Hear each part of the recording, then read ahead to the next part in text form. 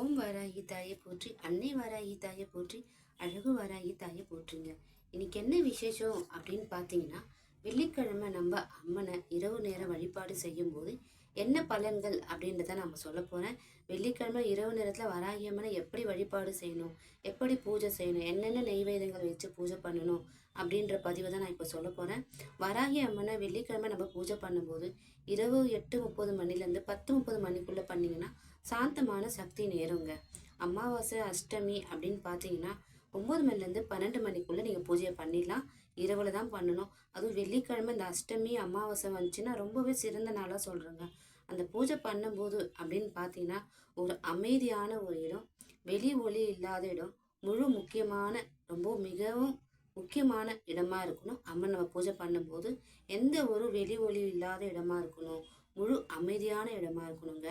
அப்போ வராகி அம்மன் நம்ம நைட்டில் இரவு வழிபாடு செய்யும்போது நமக்கு எல்லாமே நல்லதாகவே நடக்கும். பூஜை பொருட்கள்னு பார்த்தீங்கன்னா வராகி அம்மன் படம் வச்சுட்டு அம்மனுக்கு நெய் விளக்கு இல்லைன்னா தேங்காய் விளக்கு ஏற்றி வழிபாடு செய்யணும்.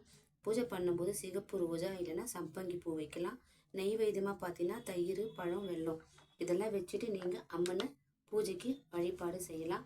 மந்திர ஜபம்னு பார்த்தீங்கன்னா இந்த மந்திர ஜபத்தை நீங்கள் பூஜைக்கு எல்லாம் ரெடி பண்ணி வச்ச மேலே இந்த ஜபத்தை நீங்கள் சொல்லிட்டு தான் அம்மனுக்கு பூஜையை நீங்கள் தொடங்கணும். ஓம் ஐம் ரீம் ரீம் வாராகியே நமக அப்படின்னு சொல்லி இந்த மந்திரத்தை 108 முறை சொல்லிடுங்க. சொன்ன பிறகு இவையெல்லாம் நம்ம வச்சுட்ட பிறகு பூஜைக்கான நடைமுறைகள் என்னன்னு பார்த்தீங்கன்னா, தீபமேற்றி அம்மனை அழைத்து மஞ்சள் குங்குமம் வைத்து பூ தூவி நெய்வேத்தியம் மனதார வேண்டுதல் கூறி மந்திரம் சொல்ல வேணுங்க. பூஜைக்கு பிறகு அமைதியான தானம் ஒரு 5 நிமிஷம் ஒரு தியானம் பண்ணணும். இந்த பூஜைலாம் ஆன மேலே இந்த பூஜைக்கு கிடைக்கும் நன்மைகள் பார்த்தீங்கன்னா திருமண தடை, சக்தி வளர்ச்சி, மன அமைதி, வீட்டில் நல்ல நிகழ்ச்சிகள் இதெல்லாம் தொடர்ந்து நம்மளுக்கு கிடைக்குங்க. இவையெல்லாம் நீங்கள் பார்த்தீங்கன்னா வெள்ளிக்கிழமை நடக்கக்கூடிய விசேஷங்கள் நன்மைங்க. இந்த பூஜையெல்லாம் பண்ணி ஆன பிறகு சொல்ல வேண்டிய ஒரு மந்திரம் சொல்கிறேன்.